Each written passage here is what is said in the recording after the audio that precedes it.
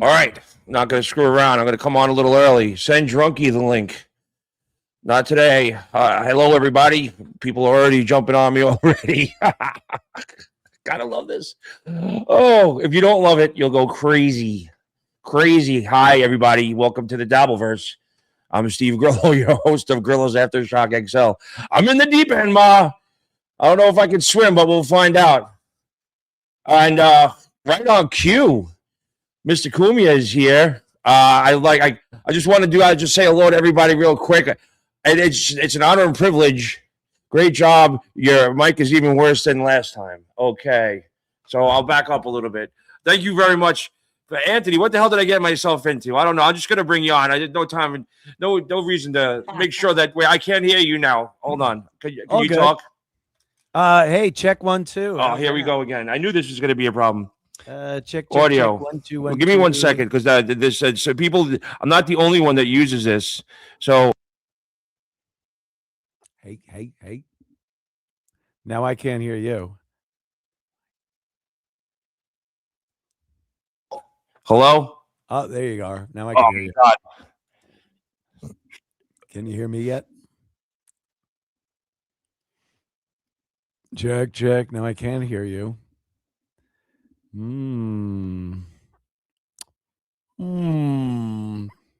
Fascinating. I'll just keep checking. Hi. I can see you. Are you talking at? Yeah, I'm talking. All right. I got a new monitor. Maybe that's it. Monitor? I don't see any volume on there. Just give me a second. I'm sorry. Give me 1 second, Ant. Oh, good. We're early. I got tone. Okay.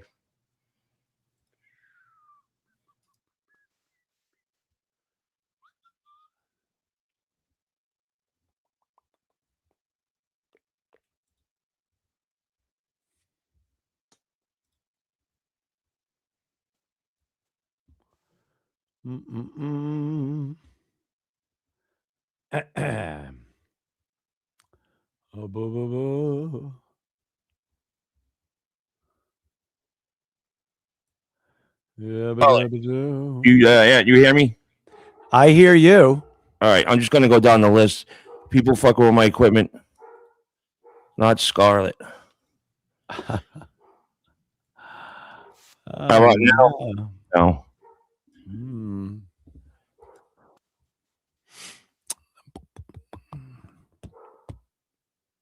Check.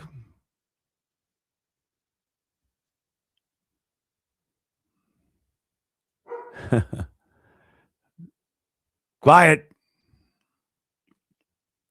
Now I can't hear you.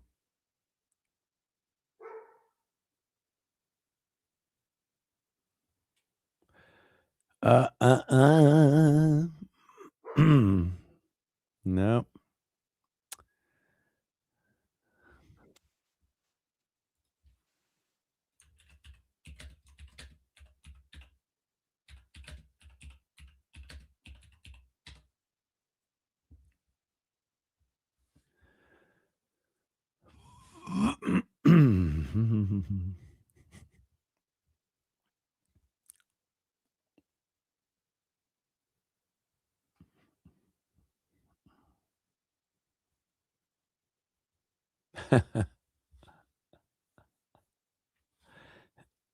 I can't hear you. No.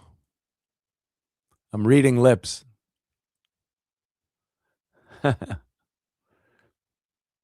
Nope. I can't hear you.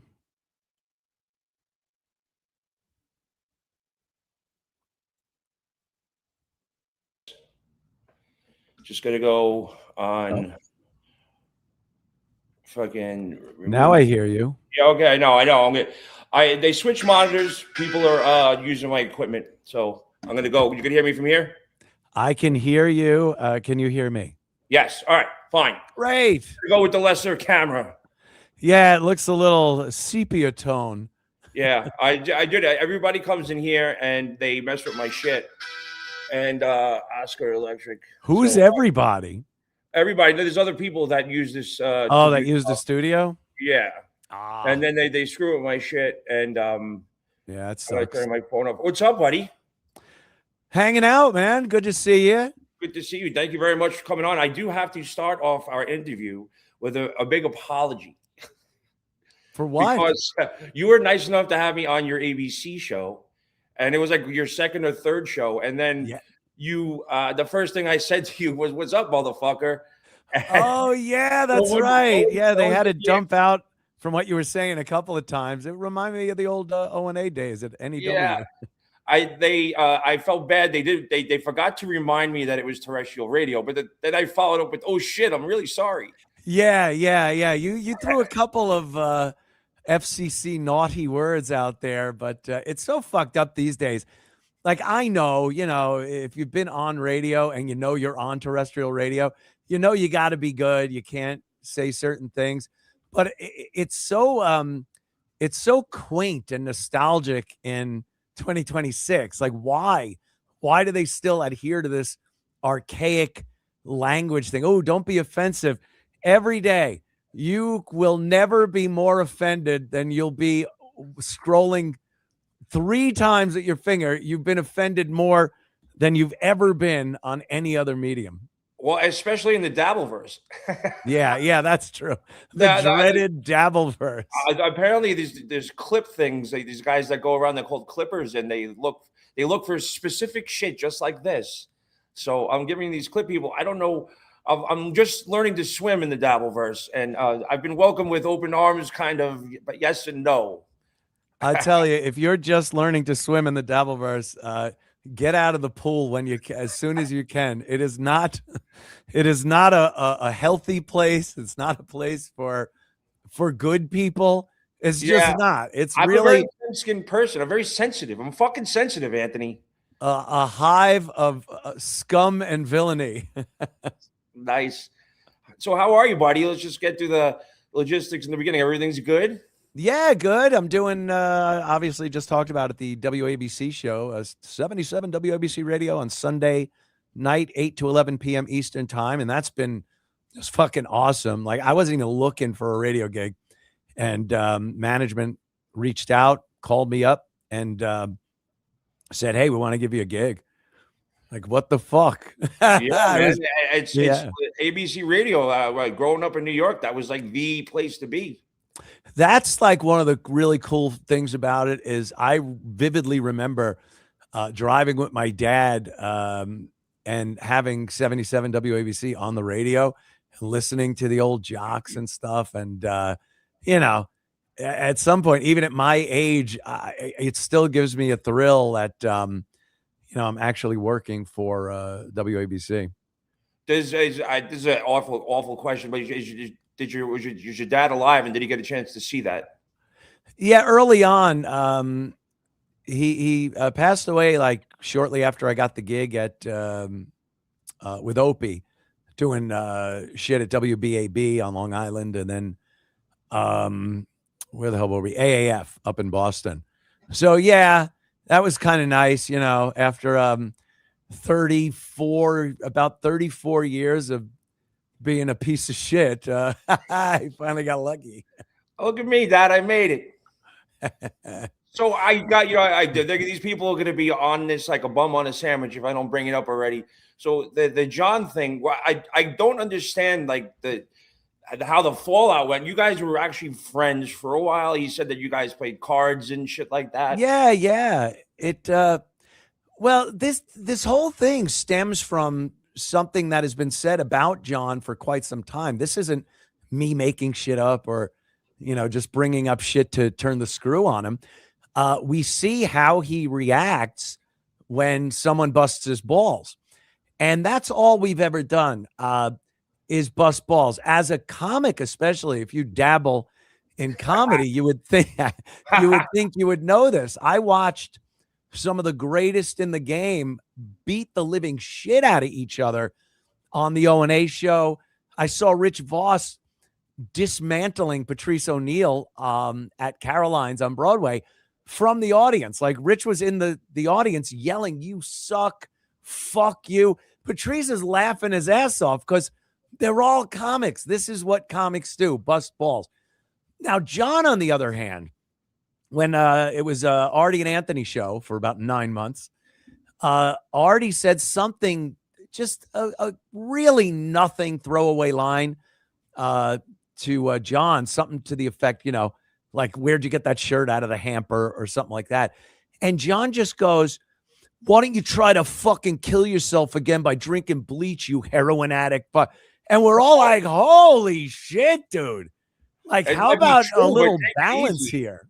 A little balance. So with me, he did a gig out one of the Carolines clubs, the brokerage out on Long Island. And we all went. And the next day on my show, someone said, hey, how was John's gig? And I made the joke that I go, well, I was able to park like right up to the building. I was pretty much right next to the door, making a joke about the ample parking available because there weren't many people at the gig. Well, this motherfucker is supposedly a comic. He unloads and he starts, fuck that guy. He said last night at the gig, he said, great job, John. And yeah, because that's what funny guys do with each other. They fucking bust their balls. They goof on them. And that fuck cannot take it. And then he'll go from 0 to 150 in a second and think it's somehow justified. Hey, Pocky, this, that. He comes up with his little nicknames. And I was at that point, I was just like, all right, go fuck yourself. I don't need a guy that's as volatile as this over, something we've all done our whole lives, busting balls. Take a little self-deprecation, take a little deprecation from other people in this business and lighten the fuck up. Yeah, I can see that because I guess it's not coming from Howard, so maybe Right. it's you can't do that kind of situation where who are you to insult me, not realizing read the room and see that you're with other comics and that's the way it goes. Right. And so what was the moment that you just said, I'm fucking sick of this guy, I'm done? It was after, I guess, after the day I goofed on him on my show and goofed on the fact that there weren't many people at the guy. I didn't make that up. There weren't a lot of people at the brokerage that night. And as a guy that does a comedy show, I was going to fucking talk about it. I'm not going to bullshit. After that, he started saying, coming out with all the same shit about me and shit talking me, not in a funny way either. Like, that's what John does. Kill yourself again, drink bleach, stab yourself, you heroin addict, to Artie. And Artie's like sitting there. He does the same thing to everybody. If he feels, he used the word, he attacked me. Like, no, we're just fucking being guys that have to have a little bit of a thicker skin than he has. So when Poker Mike, who happened to be in the car with John when they were listening to my synopsis of his gig, he just said John exploded. He was so pissed. He was shit talking me. And I'm like, yeah, I don't need to be in any type of friendship or acquaintance or business relationship with a guy that's this fucking psycho volatile like that. And it just got worse. And then when I started seeing other people clipping his show and pointing out some of these ridiculous takes he has on things and some of the hypocrisies and nastiness and vindictiveness, I just was like, yeah, I really don't need this guy in my life anyway, shape or form. Yeah, it's sad to say that because I've had some volatile times with him. Like there's been times, at least 3 times, where he just didn't talk to me. One of them being, I helped someone out. Somebody that did something bad to him. I let him stay in my apartment. He lost it on me with that. Oh, yeah. And I didn't realize what the person did. The person stole from him, and it was an intern that worked with us.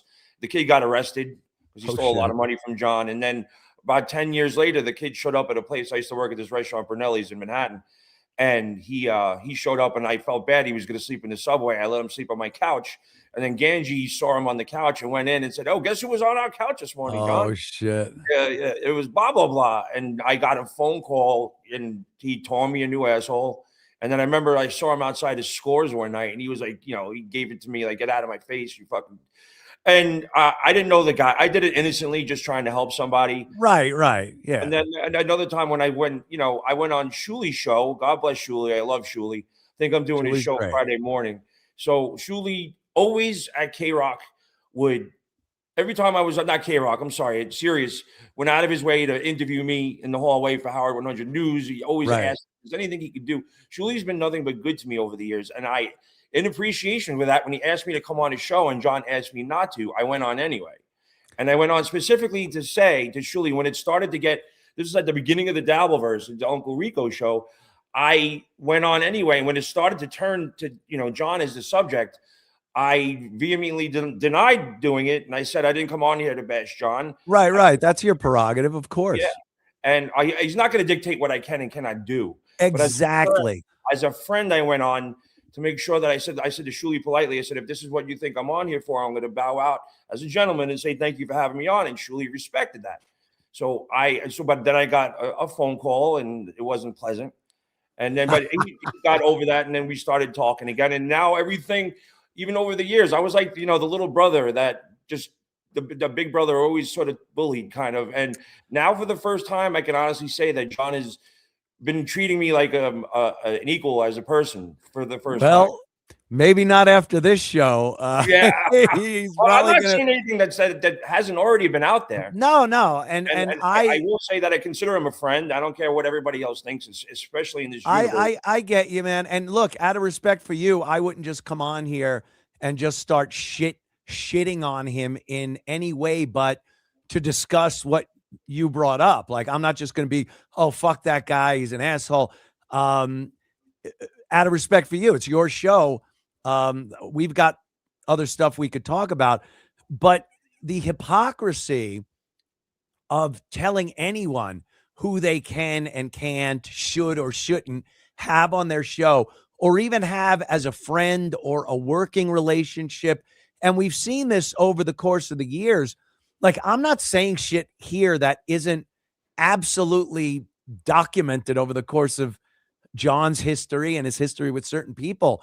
There is a hypocrisy there when it comes to, hey, I don't mind whoever you're friends with. You could do shows, I don't mind. And then you do a show, and like you said, you get that fucking phone call, or you get him on his show saying horrific things about people. He has said some horrific things about me. They weren't very nice. But I'm a forgive and forget person. This is right. Show business. This is what we do. He's not like, listen, we all have personal information on each other. I don't necessarily like when people go after people's families and shit like that. And I think sort of like the mafia mentality, families are off limits. But, somebody did something. I did a show the other day, and they put up some information about something personal on Reddit.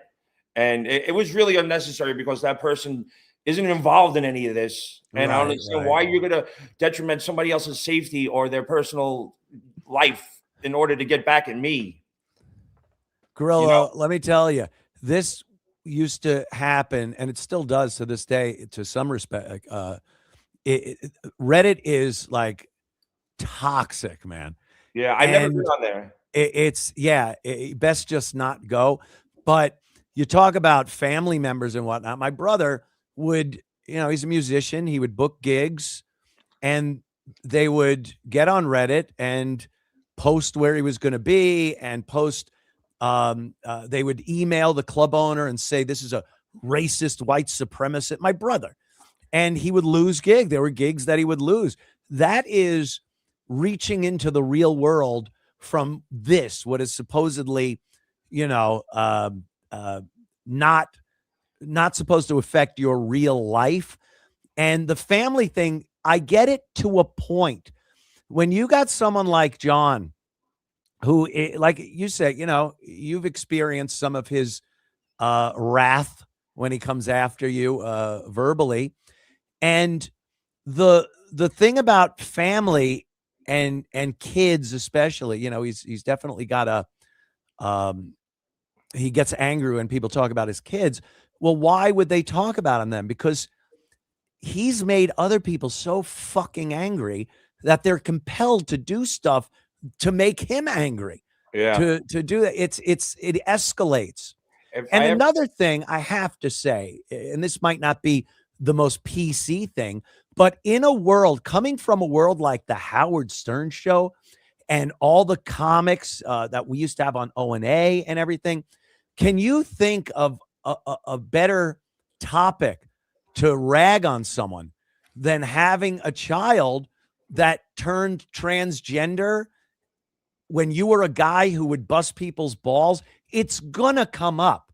People aren't nice with their jokes and humor about things like that. They just, cutting humor. I'm sure if John was on any roast worth its own fucking weight, everyone would have made a joke about that, Yeah. Oh, I just, before, is there something that would ever happen that you would be friends with him again, shake his hand, or is it just that's it? No, that ship has sailed. Like I said, it's not right even now. We have Stuttering John. No, I'm just kidding. I wouldn't mind. Like, I won't be friends with him. I won't shake his hand. I wouldn't set him up like that. I wouldn't set you up like that. I do have something interesting that happened before before you came on, to just quickly give you something to bite your teeth into. I send out, I had someone that Oscar Electric was very nice. He made those cool little promos for me. And sometimes I'll text some people like in a list, like random, like rapid fire, just, people to tune in or whatever. And I didn't realize, but one of the people that I sent that promo to was Mancow. Oh, and I don't know. If you don't want to get into it, I don't. But he had a whole bunch of shit to say about you. I didn't realize that you guys A, knew each other, or B, had a beef. Like, here's the thing about these beefs. I haven't given Mancow a thought in probably at least a decade, if not more. Yeah.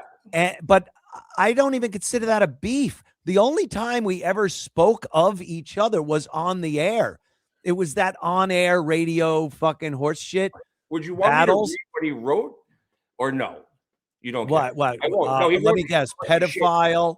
No, it was tranny something fucker. About the sex thing in the church. Domestic abuser. What? No, it was definitely something different because I didn't understand it. I'll get into it a little bit. It's something about you costing millions of dollars in Samuel Adams advertising about the sex in the church. Yeah. Message. He wishes you had a third kneecap so he could hit it with a crowbar.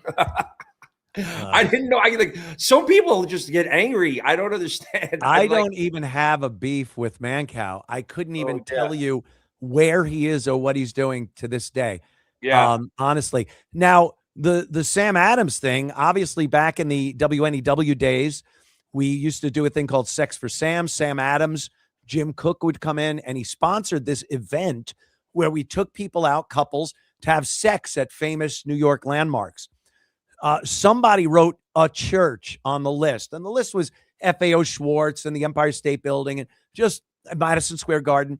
And Paul Mercurio, the comic, was taking one of these couples around, and he calls in and goes, "We're here at St. Pat's," and he's doing the 2-point conversion, which was fucking her in the ass. And all of a sudden, we just stopped dead for a second, looked at each other, and went like, what do we do? Do we hit the dump button, hang up, and move on? Or do we run with this? Because we're shock jocks. It's outrageous. Yeah. People are fucking at St. Pat's. Oh, look out. And we went with the latter. We thought we'd get some ink. We're shock jocks. Well, it didn't bode well. And we were subsequently fired from WNEW radio. We had to sit out for a couple of years, and then we got the gig at XM. You got your ink. But yes, Sam Adams took a big blow from that because people were up in Boston dumping out beer into the sewers because they were pissed at him. Understandable. People did not like what we did. In hindsight, it was really fucking stupid. But you always, as a shock jock, you're always trying to top your last fucking thing. And we thought that would be it. You get away with so many things that push the envelope that you think you're going to get away with everything.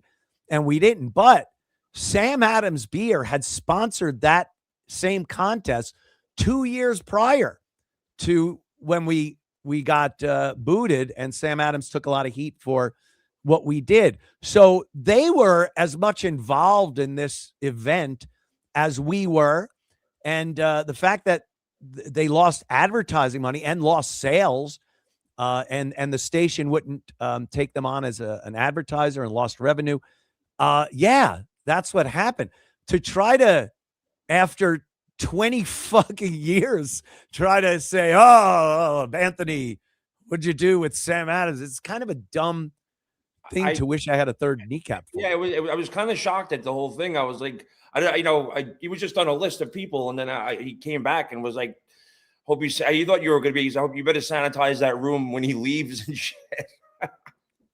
What the fuck? I don't know. Look, the radio business over the course of the years has been an insane ride, and there are some people that you had beefs with many years ago. Obviously, Mancow's one of them.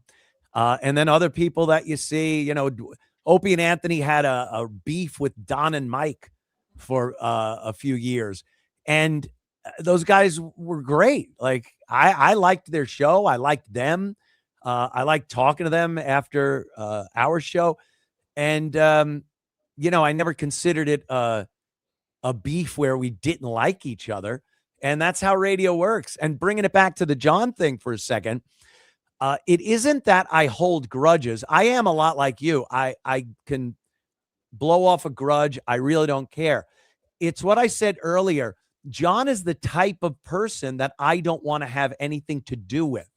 So it's not this beef we had, or he said something insensitive, or I angered him and maybe we can get over it. I don't want that kind of person involved in my life. Yeah. So somebody just said, Grillo, I can't believe it. You're actually making Anthony boring. I thought that was Shut up. What I heard you gave him a pretty good introduction before he went on stage. Yeah. And now, what was your take on? He said that he was victorious by reading your police report. And I had spoken to him before, and he said that he was going to go and do his stand-up, which I thought would have been a great idea if he just would have stuck it up everybody's head and been funny. But he said that he thought about it, and this was one of his game plans. He was just going to read your police report, and he feels that he was vindicated and victorious by that. How do you feel about that? He's, you know, he was manipulated by people that he surrounds himself with. And because I honestly believe, look, we delivered about 175 people into that club for Stuttering John Melendez. In order to maybe give you a little insight, the next day in Jersey, I think there were 20 people in the audience, and they looked like they were loaded into one of those retirement home vans and brought to a real live stand-up show. So, you know, we delivered those people, and they were dabverse people, and they know John's act because it's the same act from 30 years ago, and people have seen clips of it and videos of it. And I was also included in this, waiting for some of the famous bits. I mean, nowadays when Dice does the rhymes, right? People yell out the rhymes that he does, and they don't feel like they're getting ripped off. They love it. And if John would have done that, he insists that there was no way he was winning the crowd over. Well, yeah, they're still going to goof on him as the village idiot, as I like to call him. But that would have been the best way to handle a crowd like that. They would have been cheering at the famous squeegee bit and all the other bits that everyone knows are staples of John's act. To think that he was somehow going to read my police report, which I talked about ad nauseum when it happened. It wasn't like he dug it up and shocked you and everybody there. So I don't know the whole background to this. So this is I thought when by him doing that, he was like fucking you hard because nobody knew the police report or no one's ever read it before. It was done so many times when it happened. You're talking like a dozen years ago. And I talked about it the next day on my show. I talked about the arrest. I talked about as much as I could of the actual situation, because lawyers always tell you to shut up. And then for this next few years, I brought it up. I talked about the rehab thing and the anger management courses and how funny that was. And they're showing me videos of sexist people. And I'm seeing Dice and Louis C.K. and Gilbert in this video that this woman is showing. And all I'm thinking is it's probably not good if some of your friends are on the what not to do in a anger management class. So this was something I had spoken about in great detail. I left nothing out about Danny Brand and her father, Vinny Brand. And I actually got a call from Vinny Brand telling me, like, yeah, she, I feel bad for you that this happened, because he was kind of used to the kind of girl she was. And it's so long ago, I'm not even going to try to shit on her or anything. Say one thing, I'm probably going to get yelled at for this, but I've come to one conclusion in my life that is 100% true. Anything with the vagina is a fucking crazy beast. Like anything, I'm sorry. You like our crazy girls. I love it. I said that I was dating a girl. My mom said, "Oh, how is blah blah blah?" And I said, "Oh, I had to call it off." She goes, she goes, "Why?" Because she's crazy, Mom. She goes, "That's all you date, Steven. It's crazy people." I said, "Mom, anything with a vagina is fucking crazy." They're all crazy. She goes, "What about me?" I said, "When I look up in the encyclopedia in my head, I see fucking crazy. It's your picture." Yeah, you, Steven.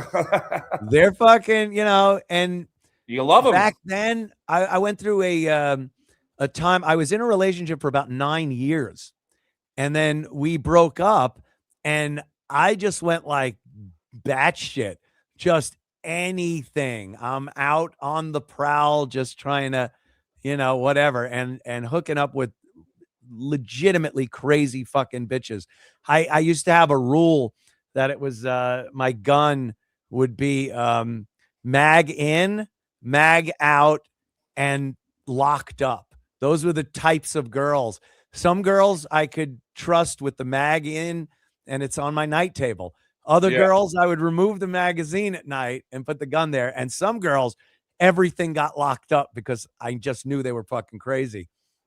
Sounds like fun. So you guys, you're pretty close with Gino and Keanu, right? Yeah. Yep. Oh, someone said that there was like some type of tension or because Gino speaks the world of you, and someone was like, you should bring up Gino because they're having some problems. But I don't get that vibe from Gino. No, the thing with Gino is a lot of Dabbleverse people hate him. Some Dabbleverse people love him. And I've never let that determine who I'm friends with. I'm friends with people that I'm also friends with other people that hate the other person I'm friends with. It's what it is. But Gino's always been such a fun guy to hang out with. He's an animal. And, we went through our time of drinking a fuckload. He still does. I try not to, although last night for St. Patty's Day, I really overdid it. But I love when I go up to New York every month or so, I go up to do the show from the ABC studios. And I hook up with Gino. We go to Sullivan's, grab some beers, and laugh our fucking asses off. So I have no fucking problems with Gino. Oh, all right, cool. I like to hear that because him and Keanu have been super nice to me. Pat Dixon and Gino hate each other, but Anthony, I like Pat. Yeah, I don't agree with some stuff Pat did in the past. I actually had to let Pat go from Compound Media because my bosses, not my bosses, the people that were my bosses at Compound Media, the people running things like Keith the Cop and our lawyers said that I would be held liable if anything else ever happened where there was more violence and I didn't do anything about the violence that occurred between Pat and Gino. So I had to let him go, but there was no animosity there, and I'm still friends. I'm going to Hackamania in Vegas. April 10th, 11th, and 12th. My brother's going, Poker Mike, Mikey Cuffs, and it's going to be a blast to hang out with people, play fucking blackjack in Vegas for a few days. Yeah, I might be doing something that weekend. I'm really good friends with this man. This guy's name is Scott Gaines. He has the the Hard Rock Cafe. He has the upstairs musical venue, and Oh, I cool. might be doing something there if you want to do something. If you're there, man, we'll fucking hang out, grab Yeah, some no, they beverages, and have a thing called Icons of Rock, where basically it's like they have a Bon Jovi, they have a Pat Benatar, they have these guys are like deadly on point. They have an Ozzy, and the whole show is really awesome. And so it's Scott's thing. So he said that we can incorporate something that weekend, that April 10th, I believe, that Friday is an Icons of Rock show. But he said he would integrate some shit with the whole. I told him about it. So yeah, if you guys, but that's in the future. Yeah, we're around. By the way, Tim Sabian said hello. I love Tim, man. Yeah. God damn, those fucking days, WYSP in Philly, when we would take a road trip and do the show from the YSP studios, and he would take us around and talk about another animal. That motherfucker, when we would go out and tie one on, he was right there with everybody. Oh, yeah. I had a couple of fun nights with Tim. He's out there. Yeah. So, Tim, he said he wanted to talk. He said, I should ask you about your dog. That's what Tim said. Yeah. About a year. He's a year old now. I've had him for about, I guess, how long? When do you get a dog? When they're, 3 months old? Something like that. Yeah. And it's a Belgian Malinois. He's fucking batshit crazy. So much fun. We're training him, and he takes to training really well. But he's a year old. So he's still got enough pup in him where he's goofy. He bites you, not like the crazy fucking canine after the perp bite, but he's bruised me up and scraped me up pretty good. But he's a lot of fun. And I haven't been a dog guy since I was a kid, and my dad would bring a dog home. Yeah. So going from a couple of cats to a dog, it's a lot more responsibility, but they're so fucking cool and powerful and fucking just awesome to have around. I had to leave my cat back in New York. It breaks my heart, dude. It's like, God bless my sister. She's sort of taking him in for right now. I'm just afraid to bring him on a plane to get him out here. I'm going to work on that. But somebody wants to know, who is more delusional, John or Steel Toe? Oh God. I because of shows like Uncle Rico, because I do Uncle Rico. I did it last night. I was fucking lit from St. Patty's Day. I went on, had a great time with those guys. But I know a lot more of the little idiosyncrasies and things about John. And I think John is more unintentionally funny than Steel Toe is. I find Steel Toe kind of pathetic when he, not that I don't find John pathetic in some instances, but Steel Toe is just like, it's the constant begging for I call it digital panhandling, because it's just, you might as well be a street beggar asking people for money. What are you giving them in return? They should want to give you money because you're entertaining them or being compelling or interesting, whatever it is. And John unintentionally gives you that by just being this guy that you cannot believe is a real person. He's so out of his mind. So yeah, as far as delusion goes, John, no doubt. John believes it is 1998 and he is on the top of the fucking world with the Stern Show. He was. I know, but it's 2026 now, Grillo. That old song, "What Have You Done For Me Lately?" Yeah, I hear it in my head. So there was something else I wanted. Damn it! I'm so distracted by all these people jumping on here. Here's someone ask if Whackbag, FBA, and Stern Fan Network was the Dabbleverse of 20 years ago. Yeah, me and Opie actually had a lot of discussions about that, and other people that were involved with the O&A show about the pests. It started out with the O&A pests. These were fans of the show, uber fans. And if we asked of them to destroy another radio show's Facebook pages, social media presence, they would do it. And they were vicious. And then, like the great Frankenstein monster, they turn on you. And all of these websites and message boards and stuff started popping up, and they were just ruthless with us. And again, some family members and posting things that were just insane. And it took a long time for me to be able to just ignore it and not look anymore. Like every day I'd have to look and go, I'm just going to look and see what they're saying about this. And then you find yourself trying to do damage control, and it just makes shit worse. So yeah, the pests turned into that. And the Dabbleverse is kind of, an offshoot of that.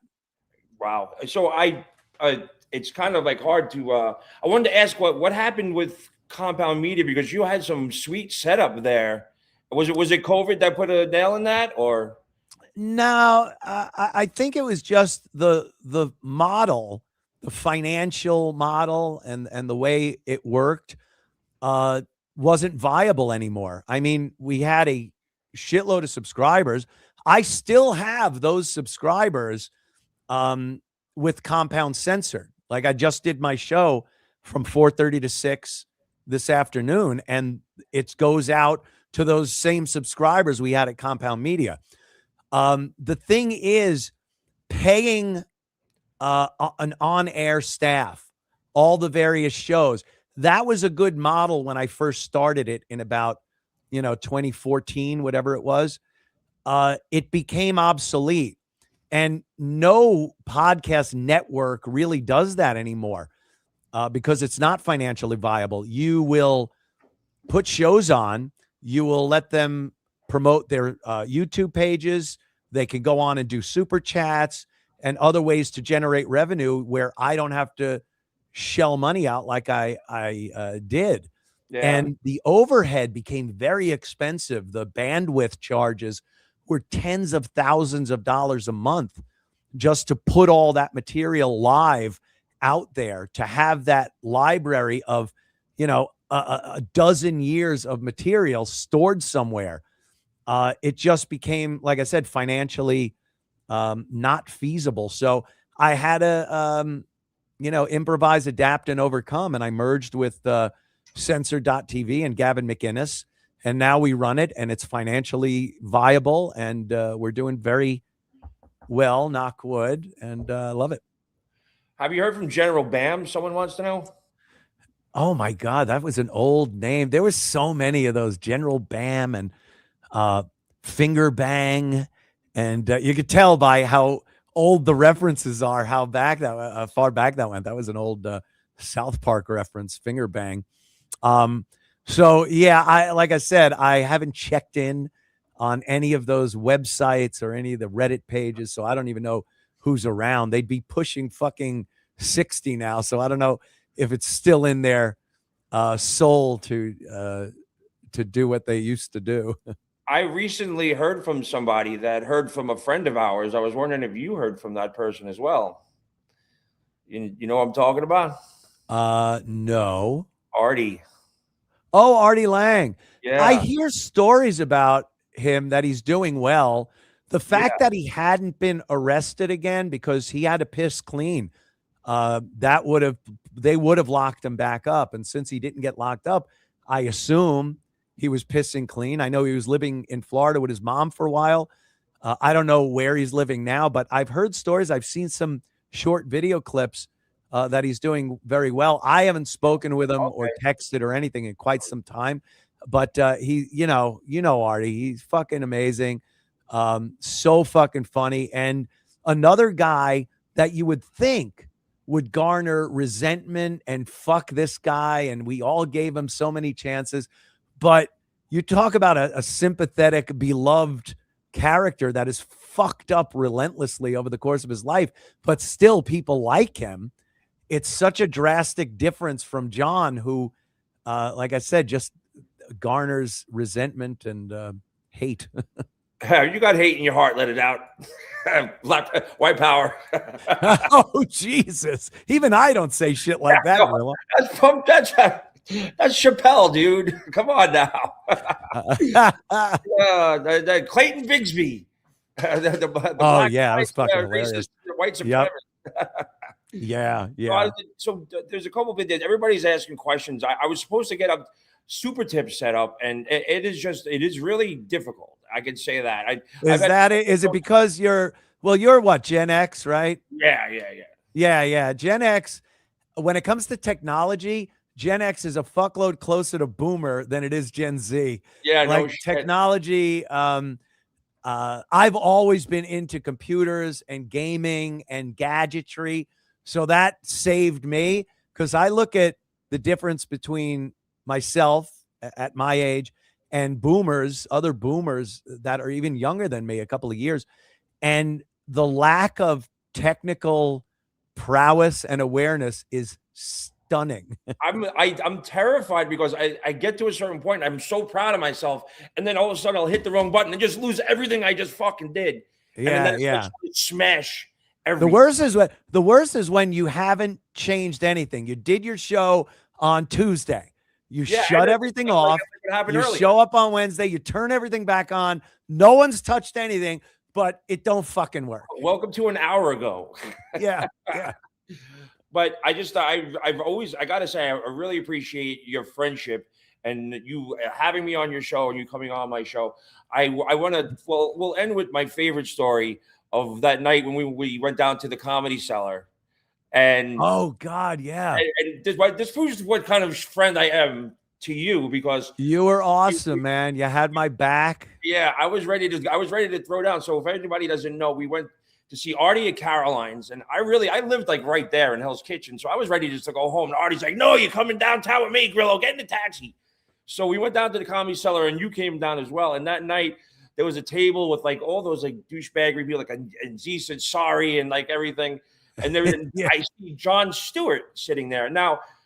Over the past years, I'm not saying I was friends with him, but John has always been very friendly. He knows who I am. Sure. And he always goes out of his way to say hello. In fact, right before, during Christmas, I saw him in Times Square, and he was like very happy to see me. So we go down there, and I go say hello to John, and you see me talking to John, and you got up, and you, again, this goes back to like, we're in show business, for fuck's sake, like lighten up, which was your argument. And you went over to shake John's hand, and you said, "Hi, Anthony Cumia, Opie and Anthony," and he like pulled his hand back. And he was like, yeah. Fuck you, you scumbag. You said some fucked in, and you were like, bro, come on, man. But what happened was two of his friends got up and stood like right behind you, kind of to your side. And I said, one-on-one's one thing. 3-on-1, on my watch, motherfucker. So I got up, I was like, yo, I like John, but if I got to knock two of his friends out, I'm going to do it. But yeah, you know, I appreciated that, man. You had my back. It was, that was my long, illustrious career in getting finally kicked out of the Comedy Cellar. Are you not allowed back there, or? Well, I haven't been back since Noam told me, why don't you take a little sabbatical from the cellar? Because I used to go in, I'd order some food. Jimmy would come in, sit down at the table. We'd laugh. Colin Quinn, you know, whoever the comics were, we'd sit and talk. And Small, guys are good. And yeah, and then, you know, they start telling, they get a hold of Noam's ear, and I'm a piece of shit, I'm a racist, you know, I'm an anti-Semite, which is insane. And you know, Noam's like, yeah, why don't you? And I had a problem with Bill Burr and Club Soda Kenny in there, and Kenny threw me out of the place. I'm like, what the fuck is going on? So when he told me that, I'm like, you know what? I think I'm done with the Comedy Cellar. What happened with that dude outside the club? Like, I got like mixed stories. If you don't want to talk, you don't have to. But like, no, it's what it is. People fucking run their mouth. If you want to talk about that and get it straight, it's what it is. The fucking guy comes up with a camera, gets right in my face. I came out because Brennan was outside, and you know, me and Brennan have sort of a tumultuous little business relationship back in the day. Right? Yeah. What's that? He was on your network, wasn't he? Yeah. Funny guy. I think Kevin's very funny. And he was out there, so I came out to say hi, shake his hand, and have a little chit chat. And this fucking guy comes out of nowhere with a camera right in my face, like here, and starts calling me a pedophile and a piece of shit and a scumbag. And I look at, I'm like, who are you? Like, who the fuck are you? What is this? Why you just come up to someone, camera in the face, and start shit talking? So he wouldn't stop. Scumbag this, camera in my face. So I reacted in a very reasonable, balanced way. I grabbed his glasses off his face and smashed him on the ground and walked away. Fuck you. That's how guys are supposed to handle shit. Well, you know what the problem with these assholes is that they never got a fucking fat lip in their life. That's the problem. That's exactly it, man. That is exactly yeah, it. I don't get that. And the pedophile thing, what people have been saying that shit. Fucking, that's sort of not. It's not a good label to have. What the fuck's out of it? It's not a good label. Thank God I've been canceled so many times and for so long. I heard you were on Epstein Island. What's up, Grillo? Yeah, you'd think I was. It goes back to the whole thing that, you know, I've always had girlfriends that were quite a few years younger than me, but all within all within legal age. Yeah. But the jokes we would make on the air and the jokes the comics would make, especially Norton, would present me in the light of, you know, a Chester the molester type. Yeah. And that's kind of that was kind of the joke, you know. Jimmy was the gay fucking tranny loving guy. He'd go out and get his escorts and stuff. I was going out with girls that were, you know, 12. That was what everyone would say. Meanwhile, you know, the girls in their 20s. Maybe there was one that was I guess 18. But you know, hey, we're all within the boundaries of the law. I saw they just, you know, again, when Reddit started posting shit about me and my brother and my sister, they would just blatantly lie, pull shit out of their ass, and that became the truth. And that's what spread around, and that's why people say it. And, you know, for the most part these days, I don't even try to defend it. It's just, yeah, whatever. Now that almost happened to me, and it was really fucked up. So it was like one of the K-Rock, you know, dysfunctional family pictures they used to have. It was like every year at the end, they had like a big concert. It was like some of the top headliners and shit. And I think it was like White Zombie was on, and I'm like, sort of, they had the scaffolding on the side, and Howard was sitting at Ralph all the way to my right. And I was sitting on my chair. I was standing on a chair, holding up like on the scaffolding, enjoying my fucking day. It was like Rob Zombie. My head's banging. No doubt. Yeah. And to the left of me was a group of young girls who were all Howard Stern's daughter's friends, and Howard Stern's daughter was there. Steer clear, Grillo. I was steering way clear. One of Deborah's friends, or Emily's, it was Emily. One of Emily's friends decides to jump up on the chair with me and start grinding on my knee. Jesus, you got to run. I like this. I'm like, whoa, what the fuck? And as I look over my shoulder, I see Ralph staring at me, and he goes like this to Howard, and Howard looks over. I jump off the chair and I push the girl off. Like, what the fuck was that? And sure enough, Monday morning, 6:15, ring. And now I'm a fucking. You're in the barrel. And so I was like, I have a cousin 15. That's disgusting. I did nothing. She started dancing with me. I pushed her off me. And it could have like gone really bad real quick, but it sort of died down. And then the next year at the concert, Emily sees me and she goes, Grillo, you remember Stacy? I go, yeah, no. Stacy, you got me in trouble. And I was like trying to make a joke about it. And the girl ran out of the tent crying. She thought I was yelled at. I was like, oh no, come on, really? Yeah. So yeah, and then you know you try to explain yourself, and it just sounds twice as bad. So yeah, oh no, yeah, humming. Like, no, that's the last thing. I wasn't brought up like that. All right, so I was gonna wrap this up. You gave me a really good hour, and I appreciate it. I want to say a quick thank you, and I know this could be like taboo or something, but Cardiff Electric and JT tried to help me last night with the super chats. Whatever they are, whatever they say about me, that's fine. But I appreciate that he even tried to help me, and I just want to say no, Cardiff's hilarious too, man. Yeah. I find him very funny. I met him a few times at some of the events up in Rochester and whatnot, and he's a funny motherfucker. Yeah, but they didn't have to do that, and I appreciate that. And I know they Very cool. clip the shit out of my show and shit like that. If it brings me some more listeners, I'll take it. And Yep, that's I the can't name wait. of the game. We're gonna have some fun out here in Vegas. I got my fangs real deep in this town, bro. So we're gonna have some All fun. right. I'll be out there April 10th, 11th, and 12th, man. Looking forward to tossing some back with you, bro. Danger. That's all I can say. I'll talk to you I later. love it. Thanks for having me. And Yeah, we'll do it again. All right, excellent. Thanks, man. Cool, brother. Bye. Later.